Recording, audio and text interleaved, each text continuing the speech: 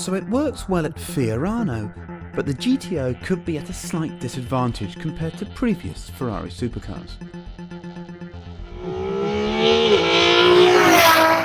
Because this is slightly uncharted territory for Ferrari. Normally when it charges mega bucks for a car, we get something that high that looks completely different to anything else in the range. This is quite obviously a 599. So the GTO needs to do a little bit more to justify the price tag. And what a price tag it is. At about 300,000, it's nearly £100,000 more than a 599 GTB. It weighs about 100 kilograms less, it has about 50 odd horsepower more, but the chassis is very trick, and we probably need to go through the full tech details now to have an idea of what it is we're actually trying to talk about here. We'll start with that engine. 661 horsepower, 457 foot-pounds of torque. Compression is up from 11.2 to 11.9, and the limit is now set to 8.4. There's a new intake system and a super-formed exhaust with a 6:1 manifold. The tappets, cam lobes and piston skirts are redesigned, and there's 12% less friction. As for the chassis, well, the main aim of the changes was to reduce understeer, so the front tyres are now 285 sections, up from 245, and the rear's up a notch to 315. The car uses a new Michelin called the Pilot Super Sport, and that has a full 7.5mm tread depth and near cup style performance. The brakes are second generation CCM, that's carbon ceramics, and for the first time they use a carbon pad as well, which could be interesting. The bodywork mods save 31 kilograms alone. A new splitter and double diffuser give roughly double the downforce of the GTB, with a little more drag thrown in, but that doesn't really matter because the GTO will still saunter past 200 miles an hour. Ferrari claims 0 to 62 miles an hour in 3.35 seconds, 0 to 125 in 9.8. In other words, it's fast enough to make your eyes hurt. The cabin is mostly stripped out 599. There's a new centre console layout, there's carbon everything, and a pair of new Seatbelt carbon seats that save 17 kilograms. But it's still a 599 at heart, so there's a radio and plenty of space.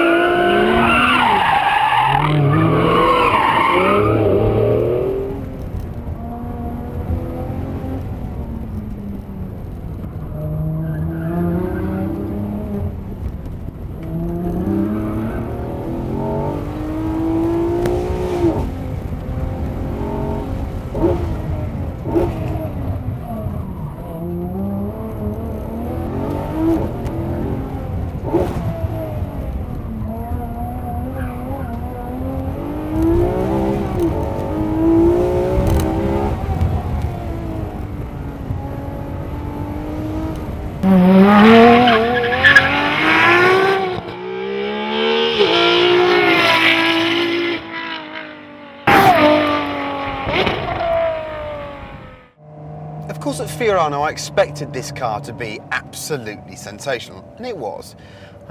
This new front axle layout with a much wider front tyre does mean it understeers less. It's quite a leery thing, but crikey, it's fast, really fast. Feels like you have to work harder to get the performance from it than you do in, say, a Scuderia or 458. I think Ferrari just makes its mid-engine cars easier to drive. On the road though, this car throws up some surprises. First of all, it's a lovely road car, a really pleasant road car. Leave it in sport mode, as I do, not in race, and the exhaust is a bit quieter, and you can use it just like you would use a 599 GTB. I didn't expect that. I thought this was some tear-ass, lightweight nuttermobile that you wouldn't want to use on the road. It's actually a really nice road car. Other stuff worthy of note, well, I don't know whether it's got a different air conditioning compressor, but you might see from the liquid coming from my forehead that it is actually quite hot in here, and I've got the aircon on flat out the whole time just to keep the cabin at sort of a bearable temperature. It's very comfortable.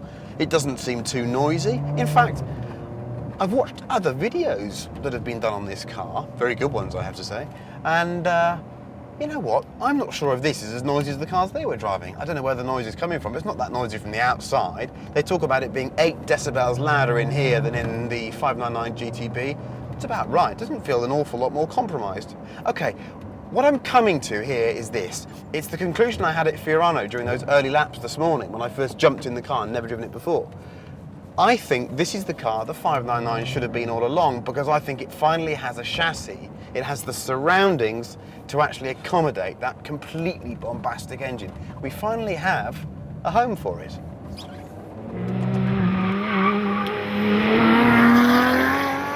Are there any grumbles? Well, after the latest DSG, double clutch, whatever you want to call them, gearboxes, this old F1 does feel a bit lumpy at times. It's very, very quick. 60 milliseconds per shift now. I don't know what 60 milliseconds is, but it's very quick. An HGT E-Pack 599 does it in 80 seconds, and a normal 599 apparently does its fastest shifts in 100 milliseconds. I suppose it's just the different levels of back pain during each gear shift.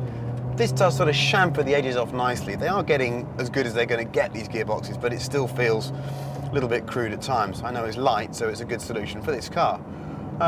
Brakes. The brakes have phenomenal power, but because they're fully composite now, well, it's a carbon ceramic disc, but there's actually a carbon element in the pad now.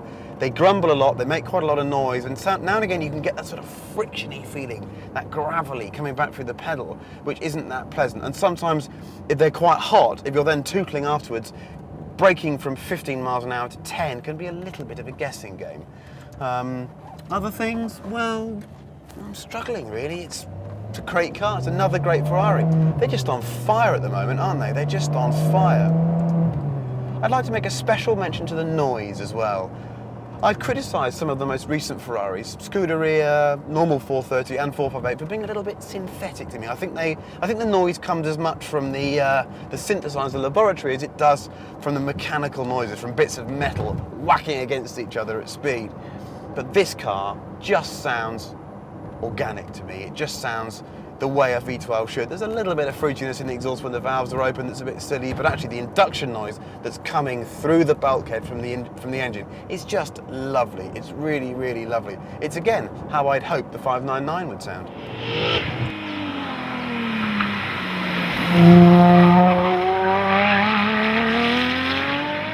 And I tell you what, I'd love to meet the owner of one of these things that's going to go to the ring or to Spa or somewhere really quick to rinse it, because I'm sure it's going to be sensational. But you've got to be mighty, mighty good, and you've got to be mighty, mighty rich.